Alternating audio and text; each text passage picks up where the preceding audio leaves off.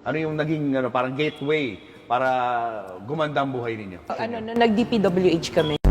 Gano'ng karaming kotse meron kayo? Parang personal use lang namin, nasa 30 plus na yata siya. 30 plus. 40. Nagagamit niyo ba lahat yan?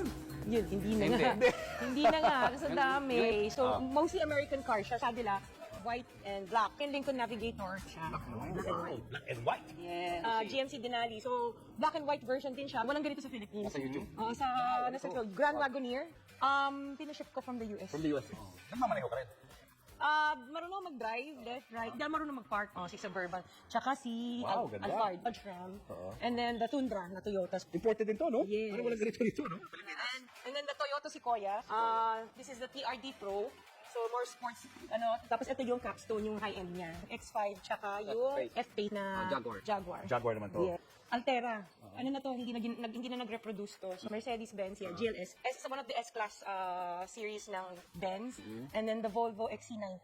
Ito yung gusto ko na dati na unang bilhin. Nung nabili na namin siya, hindi ko na ginagamit. This is one of the most expensive purchases na kotse noon. Nabili namin. This is the autobiography Range Rover. Range Rover. The Evoque. Oo, gusto ko sana maliit lang. Tsaka yung kulay niya kasi gusto ko red. And then, Defender. Nakita ko to sa Dubai. Nakita ko sa magazine. Tapos sabi ko, gusto ko ng ganito. And then we have yung LM, yung Lexus. The higher end of Yes, the higher end of the Alphard. And of course, yung LC2. Yeah. And then sabi ko, gusto ko ng Artista van. So, yung Savannah. Nagpahanap talaga ako yung Artista van. So, GMC siya.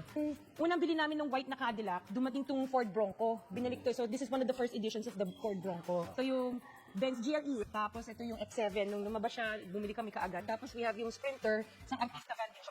Showbiz na showbiz. Artista ba rin naman? Ito naman, the Gladiator. This is my son's car birthday gift namin sa kanya to. Ito, This is the Porsche, yes. Sabi namin, gusto namin makakaano ng medyo parang sporty, pero hindi namin nagagamit.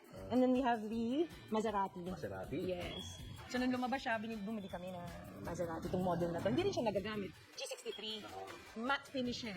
So very rare yung ganitong kulay. Benz na Avantgarde. Ito yung Bentley.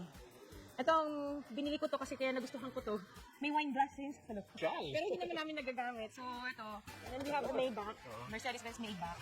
Yung SUV version ng kinuha namin. Ito color niya? Yung latest. Your favorite? Yes, our favorite is the Rolls. Rolls Royce. Yes, the Rolls Royce. This is the Cullinan. And kaya ko to binili. Sa loob. So kaya mo to kinuha dahil? Kasi ito may payong.